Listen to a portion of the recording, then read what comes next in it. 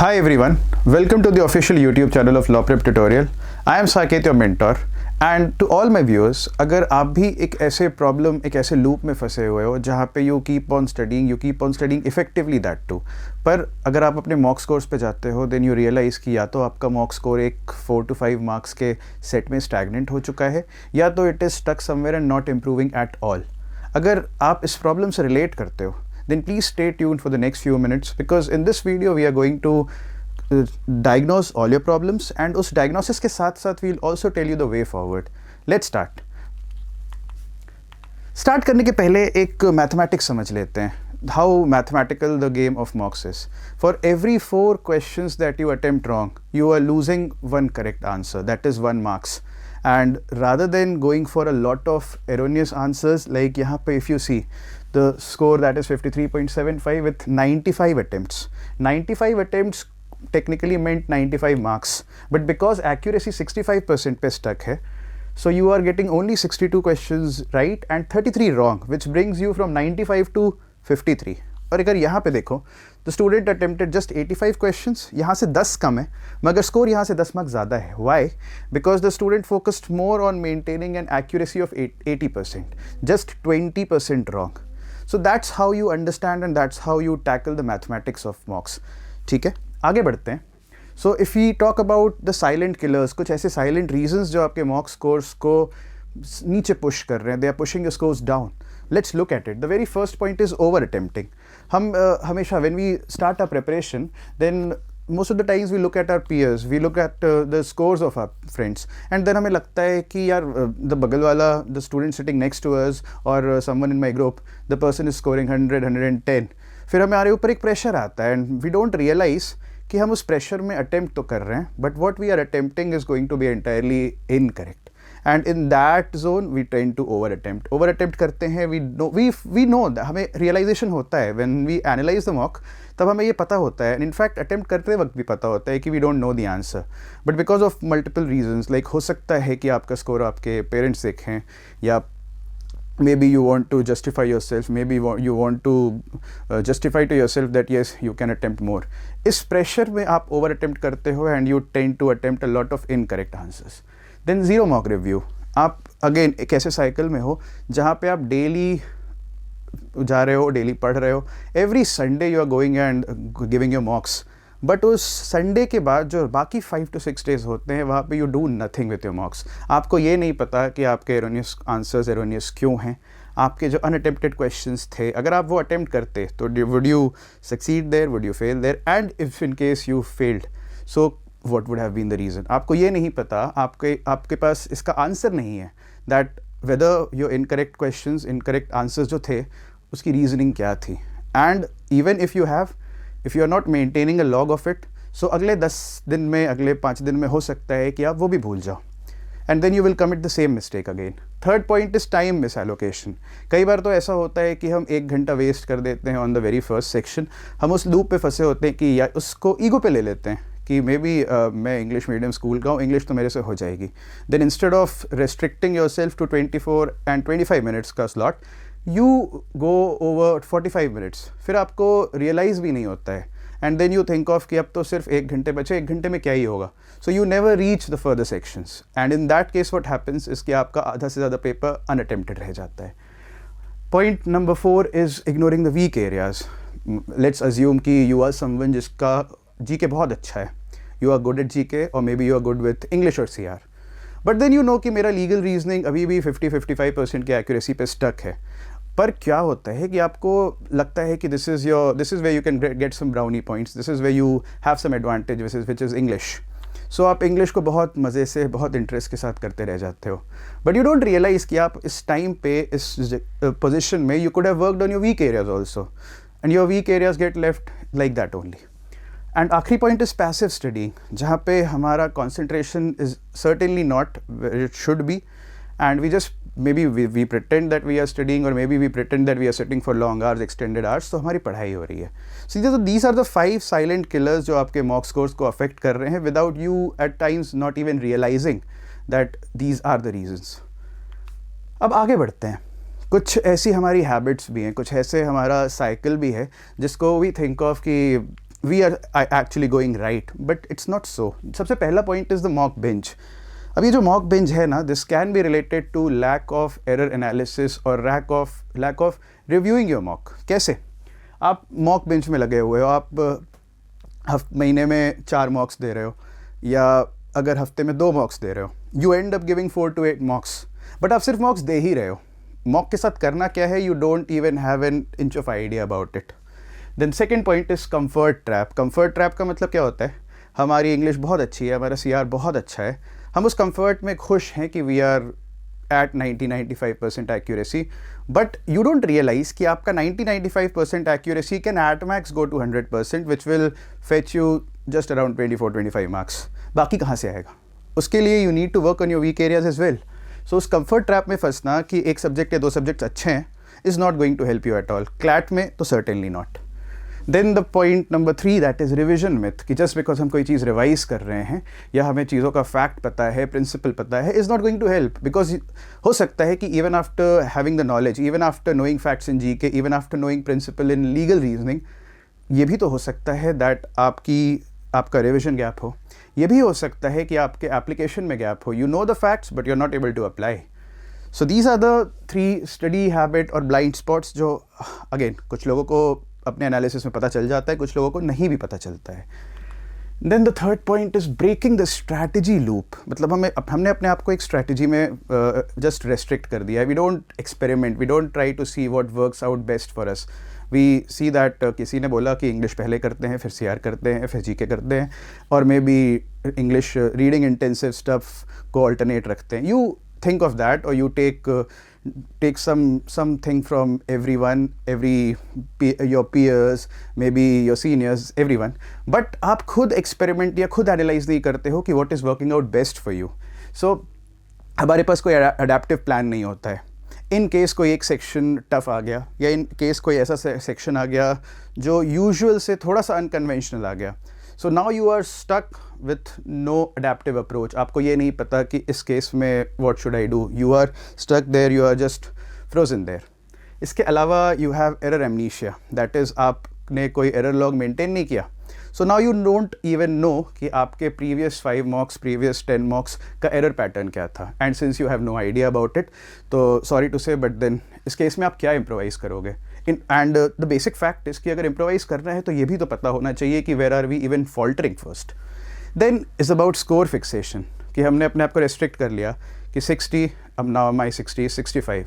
But उसके beyond एक deep analysis इस बात का भी करना चाहिए कि may be the 60 became 65 not because कि आपका कोई वीक सेक्शन इम्प्रूव हुआ है. मे बी कोई ऐसा सेक्शन था जो पिछले 1-2 मॉक में ख़राब हुआ था but became better, and your weak section is still stuck at the same spot. So इस पर बस मत फोकस करिए कि स्कोर इम्प्रूव हो रहा है, इस पर फिक्सेट मत हो कि सिर्फ स्कोर इम्प्रूव हो रहा है. स्कोर इम्प्रूवमेंट के साथ साथ it is also necessary to understand and analyse कि जो वीक पॉइंट्स थे या वीक एरिया था, क्या वो बेटर हो रहा है. And now the way forward, the second part of the video is जहाँ पे हम वे फॉरवर्ड की बात करेंगे कि हम इन सारे प्रॉब्लम्स को गो थ्रू करेंगे, कैसे हम इन सारे प्रॉब्लम्स को एक्चुअली ओवरकम कैसे कर सकते हैं. The very first point is कि अगर आप एग्जाम अटेम्प्ट कर रहे हो, मॉक अटेम्प्ट कर रहे हो, या प्रीवियस ईयर मॉक्स कर रहे हो, then please understand one thing. You can try to diversify, you can try to divide your paper. Divide कैसे कर सकते हैं? पहले का 60 मिनट जो फर्स्ट 1 आवर है उसको रखो फॉर डूइंग दोज क्वेश्चंस जो आपको एकदम कॉन्क्रीट पता है, जहाँ पे there is no deviation, no guess work, nothing at all, sure shot पता है. Devote your first 60 minutes for it. Next जो फेज आता है that is the next 40 minutes. इन 40 मिनट्स में वो क्वेश्चन करिए जहाँ पे you are easily able to eliminate 2 options. 2 options eliminate करने के बाद you are left with 2 more.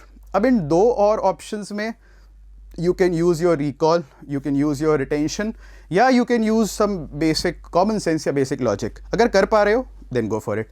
And जो लास्ट का 20 मिनट आता है ना, उस लास्ट 20 मिनट में we use our time for OMR filling.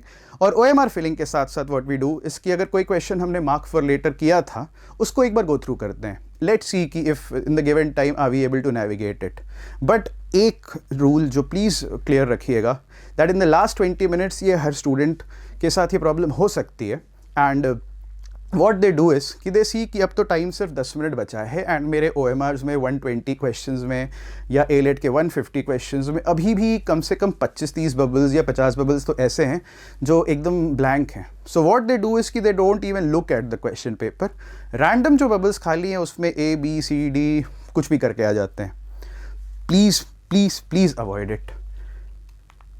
Then कैसे एक्यूरेसी मेंटेन करनी है, क्या एक लॉजिक हर पेपर में हर सेक्शन में यूज़ करना चाहिए. When it comes to English, please focus on active reading. Concentration के साथ पढ़िए, कॉन्सेंट्रेशन के साथ आंसर करिए. Don't go for extreme answer choices, don't go for extreme tones, extremely worded main idea, nothing like that. और please focus करिए कि आपको री रीडिंग करने की ज़रूरत ना पड़े. So the point here is कि be very much concentrated in your reading. Second point है लीगल रीजनिंग का. सो लीगल रीजनिंग में most of the time students क्या करते हैं कि किसी पॉइंट पे they have some extra knowledge, external knowledge, so वो उसको अप्लाई कर देते हैं, या अगर नॉलेज है भी तो उसका एप्लीकेशन नहीं पता है. So please learn that if you don't, and in case you are habitual of applying your external knowledge, so please अपने आप को कंट्रोल करिए. Third is logical. लॉजिकल में गेस वर्क यूज़ कर रहे हैं, ये क्लियर ही नहीं है, या कंसेप्चुअली ये पता ही नहीं कि अजम्पशंस ड्रॉ कैसे करते हैं, इन्फरेंस ड्रॉ कैसे करते हैं, या एज अ कंसेप्चुअल क्लैरिटी है ही नहीं. The fix is please go redo your basics, revise your basics and then come back. इसके बाद क्वांट में मिस कैलकुलेशन कर लेना या DI के सेट्स है वो बहुत ज़्यादा टाइम खा रहे हैं. एंड अगर बहुत ज़्यादा टाइम खा रहे हैं तो प्लीज़ स्किप इट. आप शायद ऐसे हो सकते हो कि जिनका शायद क्वांट का बैकग्राउंड हो, मैथमेटिक्स एज अ बैकग्राउंड हो, and you take it on your ego कि नहीं क्वांट तो मैं करूँगा, and then you end up wasting 25-30 minutes. That is when you realise कि ये तो 12 क्वेश्चन शायद मेरे से नहीं होने वाले. So instead of wasting those 25-30 minutes, आप कहीं और किसी सेक्शन पे जाते, you could have work that and scored pretty well. And the last point, GK and current affairs. अगर 75% से ज़्यादा रिटेंशन है, देन टेक दैट क्वेश्चन. अगर लगता है कि उससे कम रिटेंशन है या एलिमिनेशन नहीं कर पा रहे हैं, सो डोंट प्ले. एंड एक मेंटल रेजिलियंस की बात करते हैं. This comes at the almost at the end of the video, but mental resilience की बात करना बहुत ज़रूरी है, बिकॉज मॉक स्कोर जो है ना, that is not just a game of what you have learned and how you are applying it. It goes beyond that. होता क्या है, if you talk about panic spiral, so what happens is कि हम एक किसी passage पे आते हैं, किसी क्वेश्चन पे आते हैं, उस पर स्टक रह जाते हैं. We end up wasting time and then after that we realise कि नहीं होना था. Then score shame cycle. अगल बगल में कोई दोस्त बैठे हैं, कोई बहुत क्लोज फ्रेंड है, चाइल्डहुड फ्रेंड है, studying for the same exam, scoring 100-110, आपके नहीं आ रहे हैं. So you take that as a matter of shame. या कोई एक मॉक या 2 मॉक ख़राब हो गए, सो आपको लगता है कि यार I am not made for this. You start questioning yourself, you start questioning your confidence, you start questioning your abilities. ऐसा नहीं करना है. Please understand, 1-2 mocks can not decide कि आपका वे फॉरवर्ड क्या होने वाला है. And if you actually have to work out, please ये नोटिस करिए ना कि over a course of 5 mocks 10 mocks क्या आप इम्प्रूव हो रहे हो. एंड नॉट जस्ट मार्क्स के कॉन्टेक्स्ट में, in the context of each section also, in your weak areas also, क्या आप इम्प्रूव हो रहे हो. That should be the context. So rather than facing that emotional damage by score shaming या getting score shamed by anyone else, get out of it. फिर आता है burnout blindness. Burnout blindness का मतलब यहाँ पे क्या हो गया कि बहुत एक्सटेंसिव वर्किंग आवर्स तो पढ़ रहे हो, but then after studying for those extensive hours आपने अपने आप को रिकवरी का टाइम नहीं दिया. Your brain doesn't have that free time जहाँ पे it can accommodate the ideas, it can accommodate the free time, it can accommodate basically आपके दिमाग को भी तो एक breathing space चाहिए. Please try to work on that as well. और अगर हम इसके बात करें so एक clear mock analysis should be divided into analyzing the wrongs. अगर गलत है तो क्यों है, and not just कि question number 1 is गलत, wrong है, सो क्यों गलत है. उसके बियॉन्ड ये भी समझना चाहिए कि was it because of concept, was it because of lack of knowledge, was it because of time pressure, या was it because of application of the concept. इसके अलावा यू शुड ऑल्सो एनालाइज कि why is the right. कभी कभार हम सिर्फ elimination के basis पे आंसर तक आ जाते हैं, and if anyone asks us कि इसका लॉजिकल पॉइंट ऑफ व्यू क्या होगा, so you lack any answer for it. Then the last point is कि अनअटेम्प्टेड क्वेश्चंस भी. रिमेंबर, अनअटेम्प्टेड हैं तो शायद टाइम का मैनेजमेंट का प्रॉब्लम हो सकता है, या ये भी हो सकता है कि you actually had no idea about the question and in case you attempted it, it would have been a wrong one. So try to analyze those as well कि अगर इसको attempt किया होता या re-attempt किया बाद में, so where are you faltering, or if in case you're getting successful, good with it. इसके बाद एक एरर लॉग ऐसा बना सकते हैं जहाँ पे the error count should be कि केयरलेस या सिली मिस्टेक्स क्या थी, देन ब्लाइंड गेस अटेम्प्ट्स क्या थे, आंसर पता नहीं था, but then because of the fewer number of questions in your OMR or fewer number of bubbles in your OMR, आपने एवे ही अटेम्प्ट कर दिया. And then the last point about elimination failures, जहाँ पे हमने थोड़ा अपनी लॉजिक तो यूज़ की, but then we did not do well there. And if I just sum up the entire video, अगर एक चेकलिस्ट की बात करें, so these are the dos don'ts.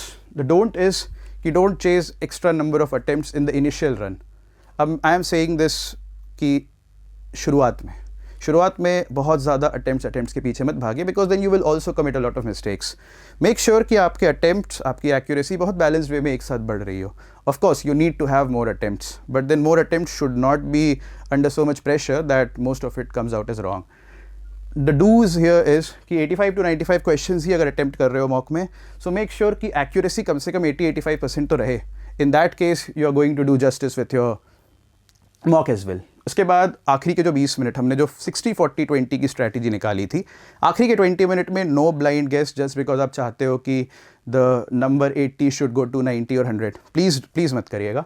And then talking about the last 2 points which is एक error log, ताकि आपको अगले mock में ये याद हो, या अगले मॉक में जाने के पहले आपने अपना एरर लॉग देख लिया. सो now you have an idea कि मैंने लास्ट मॉक में या लास्ट 5 मॉक्स में किस पैटर्न के मिस्टेक्स किए थे, and you avoid doing that in the last one. And applying the 3-level skip algorithm, that is the 60-40-20 point, right? And just please understand, ये जो mock है, we have the whole journey of almost 60 to 70 mocks, and it is not overnight that anything happens. अगर आपको improvise करना है तो you need to understand that diagnosis of the error is important, and more than the diagnosis of the error, it is also important कि हम अपने आप को strategize करें, अपनी error को समझें, errors के हिसाब से strategy बनाएं. Then after taking the strategy, we should try to execute it and repeat it so that we can work out and so that we can improve. This is it for the video today, and just in case आपको ये video पसंद आया हो तो do share, like, share and subscribe, and let us know in the comment section below. Thank you.